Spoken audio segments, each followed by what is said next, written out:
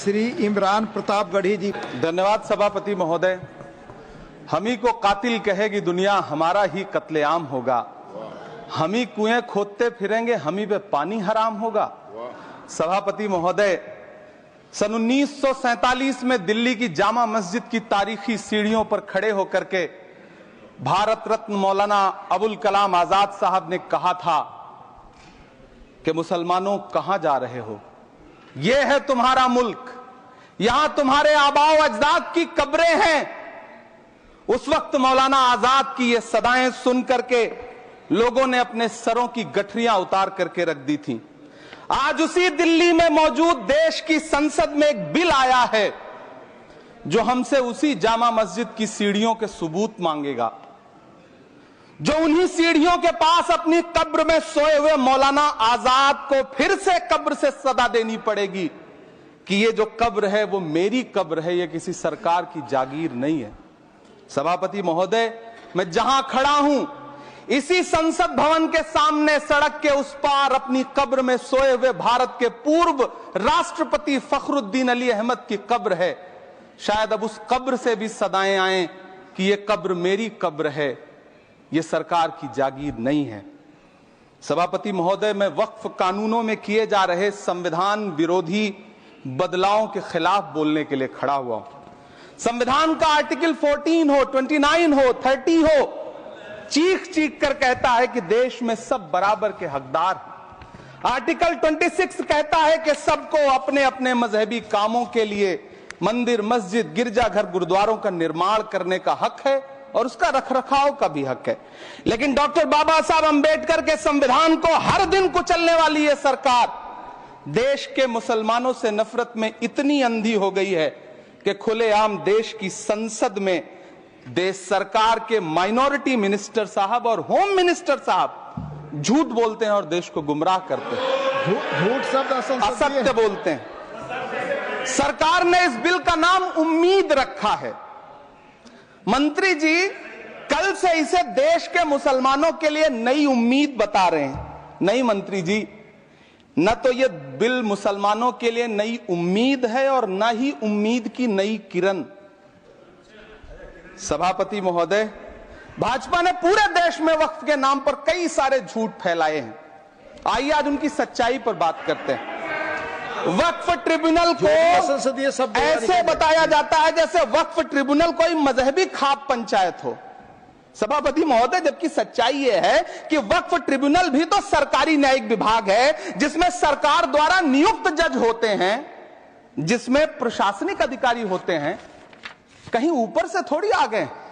सभापति महोदय, देश के गृह मंत्री जी ने इसी सदन में कहा कि वक्फ ट्रिब्यूनल के फैसले के खिलाफ कोई कोर्ट नहीं जा सकता, जबकि सच यह है कि वक्फ एक्ट 1995 की धारा 83(9) के तहत हाई कोर्ट वक्फ ट्रिब्यूनल के फैसले की न सिर्फ समीक्षा कर सकता है बल्कि उसे बदल भी सकता है। सच तो यह है कि वक्फ बोर्ड खुद अपनी जमीनों के लिए कई सारी कोर्ट में मुकदमे लड़ रहा है। सभापति महोदय, दिल्ली की जिन 123 संपत्तियों को लेकर कल माइनॉरिटी मिनिस्टर, होम मिनिस्टर साहब और अभी आदरणीय नेता सदन बात कर रहे थे, आइए उनकी सच्चाइयों पे भी बात करते हैं। 1911 में जब अंग्रेजी हुकूमत ने कोलकाता के बजाय दिल्ली को राजधानी बनाने का फैसला किया तो रायसीना हिल्स के चारों तरफ जो मुसलमानों की ढेर सारी जमीनें थी उनको एक्वायर किया गया और लुटियन को इसकी तामीर की जिम्मेदारी सौंपी गई। सेंट्रल विस्टा की तरह लुटियन जोन का मेगा प्लान तैयार हुआ, लेकिन उस वक्त के मुसलमानों ने उस वक्त की अंग्रेजी हुकूमत से अपनी इबादत गाहों को बचाने के लिए लड़ाई लड़ी। मामला ब्रिटिश गवर्नमेंट तक पहुंचा। तब यह तय हुआ कि वो जो धार्मिक स्थल हैं उन्हें जस का तस रहने दिया जाएगा। इंडिया गेट के बगल वाली मस्जिद हो, जाप्तागंज, सुनहरी बाग मस्जिद हो, पार्लियामेंट रोड वाली मस्जिद हो, ऐसी 123 संपत्तियों के मैनेजमेंट के लिए 1913 में मुसलमान वक्फ वैलिडेशन एक्ट बना और उसके बाद एक नया शहर बसाया गया जिसे लुटियंस जोन का नाम दिया गया। फिर 1943-45 के बीच एक और समझौता हुआ आजादी से पहले उसके तहत काफी सारी वक्फ जायदादों को सुन्नी मजलिस औकाफ बनाकर उसके अंडर किया गया ताकि उसकी देखरेख की जा सके। गृह मंत्री जी 2 दिन से सदन में जो बात कह रहे हैं वो दरअसल 123 संपत्तियां उसी सुन्नी मजलिस औकाफ के तहत आती है। सभापति महोदय, आजाद भारत आजाद हुआ। आजादी के बाद भारत में 1954 में वक्फ एक्ट लागू हुआ, जिसकी धारा 9 के तहत 1964 में केंद्रीय वक्फ काउंसिल का गठन हुआ। दिल्ली की वही 123 प्रॉपर्टीज को 1970 में सर्वे गजट करके गजट नोटिफाई किया गया।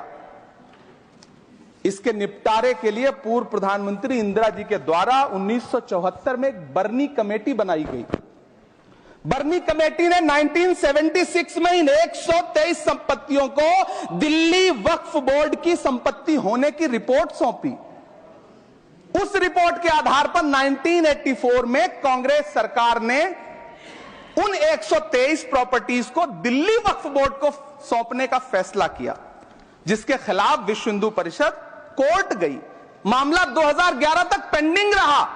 फिर 2011 में कोर्ट ने सरकार को आदेशित किया कि इसका निपटारा करो। तब 2013 में तत्कालीन यूपीए सरकार ने दिल्ली की उन्हीं 123 जायदादों को बर्नी कमेटी की सिफारिशों के मुताबिक वक्फ बोर्ड के हवाले किया। यही वो प्रॉपर्टीज हैं जिनके नाम से गृह मंत्री जी कल से कांग्रेस को कोस रहे हैं। फिर आई 2014 में भाजपा की सरकार, जो तब से इन जमीनों को हड़पने की साजिश कर रही है। जिस बिल को मुसलमानों के हुकूक की हिफाजत करने वाला बिल बताया जा रहा है, उसी को पेश करने के लिए और उस पर बात करने के लिए लोकसभा में भाजपा सरकार के पास एक भी मुस्लिम सांसद नहीं है। जिस वक्त, मैं लोकसभा कह रहा हूं, सुना करिए, जिस वक्फ बिल को मुस्लिम महिलाओं को हक दिलाने वाला बताया जा रहा है, उसे संसद में पेश करने वाली पार्टी के पास न तो राज्यसभा में, न लोकसभा में, न देश की किसी विधानसभा में एक भी मुस्लिम महिला सदस्य नहीं। कल किरण रिजिजू जी कह रहे थे कि रेलवे की जमीनें देश की जमीनें हैं, डिफेंस की जमीनें देश की जमीनें हैं। हां मंत्री जी, हैं, बिल्कुल हैं। ये जो वक्फ की जमीनें हैं, ये हमारे पुरखों ने धार्मिक कामों के लिए डोनेट किया है। तो हम भी तो इसी देश के नागरिक हैं, हम भी तो इसी देश के बेटे हैं। तो वक्फ की जमीनें भी तो इसी देश की जमीनें हैं, उनको पराया क्यों बोलते हैं आप? सभापति महोदय, अशफाकुल्लाह खान जब फैजाबाद की जेल में फांसी के फंदे पर झूल रहे थे तो इसी देश की जमीन के लिए झूल रहे थे ना। सभापति महोदय, अंडमान की जेल में काला पानी की सजा काटकर अपनी जान देने वाले मौलाना फजले हक खैराबादी हो या शेर खान अफरीदी हो, वो भी तो इसी जमीन के लिए अपनी जान दे रहे थे ना। सभापति महोदय, पाकिस्तान के खिलाफ लड़ते हुए अपनी जान देने वाले महावीर चक्र विजेता ब्रिगेडियर उस्मान हो या पाकिस्तान के पैटर्न टैंक उड़ाने वाला परमवीर चक्र विजेता वीर अब्दुल हमीद हो, वो भी तो इसी जमीन के लिए अपनी जान दे रहा था ना। और मंत्री जी, मैं इस सदन में अलग ऐलान ये कहता हूं कि जब भी इस देश की जमीन को लहू की जरूरत होगी, आपसे 2 कदम आगे इमरान खड़ा मिलेगा, ये मैं आपसे यकीन दिलाते हुए कह रहा हूं। सभापति महोदय, मैं सरकार से कहना चाहता हूं, हमसे हमारी इबादत गाहें तो मत छीनिए ना, हमारे घरों पे बुलडोजर तो मत चलाइए ना, हमारी कब्रों में तो हमें सुकून से सोने दीजिए ना। सभापति महोदय, माइनॉरिटी मिनिस्ट्री का बजट कट करके, मुस्लिम बच्चों की स्कॉलरशिप बंद करके अब सरकार कह रही है कि हम वक्फ की आमदनी से गरीब मुसलमानों का भला करेंगे। गुजरात की बेटी बिल्किस के बलात्कारियों की रिहाई के बाद उन्हें माला पहनाने वाली लोगों के नेता ये कह रहे हैं कि यह बिल मुस्लिम महिलाओं को उनका हक दिलाएगा। धन्यवाद मोदी जी, क्या बढ़िया सौगातें मोदी दे रहे हैं आप। पहले हमें गुजराते मोदी दिया, आप सौगाते मोदी दे रहे हैं। लेकिन यह सरकार इतना याद रखे कि इसी ठसक के साथ देश की संसद में सीए का कानून भी लाया गया था और कहा गया था बड़े बड़े भाषण देकर के कि पड़ोसी देशों से हिंदू भाइयों को ला करके यहां नागरिकता दी जाएगी। लेकिन मैं आपके संज्ञान में लाता हूं सर कि पिछले इतने दिनों में इनसे नागरिकता लेने के लिए 2000 व्यक्ति भी नहीं आए, जबकि इसके उलट इन्हीं की सरकार में पिछले 10 साल में 15 लाख से ज्यादा भारतीयों ने भारत की नागरिकता छोड़ करके दूसरे देश में जाकर के बस गए। यह हुआ उस कानून का अंजाम। सभापति महोदय, इसी तरह की जिद के साथ किसानों के खिलाफ भी कानून लाए गए थे। जिस तरह आज वक्फ के फायदे गिनाए जा रहे हैं, उसी तरह से किसानों को भी कृषि कानूनों के फायदे गिनाए गए थे। लेकिन अंजाम क्या हुआ? 700 किसानों की शहादत लेने के बाद सरकार को अन्नदाता किसानों के सामने घुटने टेकने पड़े और कृषि कानून वापस लेने पड़े। जिल्ले इलाही, जमहूरियत जो है वो नफरत और ठसक से नहीं चलती है, अकड़ से नहीं चलती है। उसमें सबकी हिस्सेदारी जरूरी है। कल देश के माइनॉरिटी मिनिस्टर ने लोकसभा में खड़े होकर एक शेर सुनाया था कि मुझसे कोई बदगुमान न हो, तो मैं उन्हें एक शेर सुनाना चाहता हूं कि मैं आज जद पे हूं तो इतना खुशगुमान न हो, मैं आज जद पे हूं तो इतना खुशगुमान न हो, चराग सबके बुझेंगे हवा किसी की नहीं। नीतीश कुमार जी हो, चंद्रबाबू नायडू जी हो, चिराग पासवान जी हो, जयंत चौधरी जी हो, देवे गौड़ा जी हो, जीतन राम मांझी जी हो, सबको समझना पड़ेगा कि जब जंगल में आग लगती है तो न वो बरगद बचते हैं जो हवा को आंधी में तब्दील करते हैं, न वो बांस बचते हैं जो आपसी रगड़ से चिंगारी पैदा करते हैं। सभापति महोदय, जब देश को मनमोहन सिंह साहब जैसा काबिल प्रधानमंत्री मिलता है तो देश को आरटीआई जैसा एक्ट मिलता है, सेज जैसा एक्ट मिलता है, मनरेगा जैसा एक्ट मिलता है, लिबरलाइजेशन मिलता है, राइट टू एजुकेशन मिलता है, नेशनल फूड सिक्योरिटी एक्ट मिलता है। लेकिन जब देश को सौगातें मोदी मिलती है तो क्या मिलता है? सीए मिलता है, फॉर्म्स लॉ मिलता है, आर्टिकल 370 मिलता है, इलेक्टोरल बॉन्ड जैसा एक्ट मिलता है और वक्फ अमेंडमेंट एक्ट जैसे बिल देश को मिलते हैं। मुझे तो अपने हमवतन भाइयों से पूछना है कि आपको अपने बच्चों की तरक्की, खुशहाली और नौकरी की दरकार है या फिर मुसलमानों की दान की गई जमीनों को लूट कर धन्ना सेठों को देने की साजिश करने वाले कानून की? सभापति महोदय, यह सरकार रात के 3 बजे तक पूरे देश को जगा करके संसद में अपने ही नागरिकों को नीचा दिखाने के लिए वक्फ बिल ला रही थी, तो उधर रात के 1:30 बजे अमेरिका हम पर 26% टैरिफ लगा रहा था। सरकार की प्राथमिकताएं देश को पता। सभापति महोदय, मैं बहुत भावुक हूं आज, और मुझे अच्छा लगा कि आदरणीय नेता सदन जगत प्रकाश नड्डा जी ने बहुत अच्छी बातें भी की, मन से बातें की। क्योंकि उनके नाम में प्रकाश जुड़ा है तो मैं उनमें हमेशा एक रोशनी की किरण देखता हूं।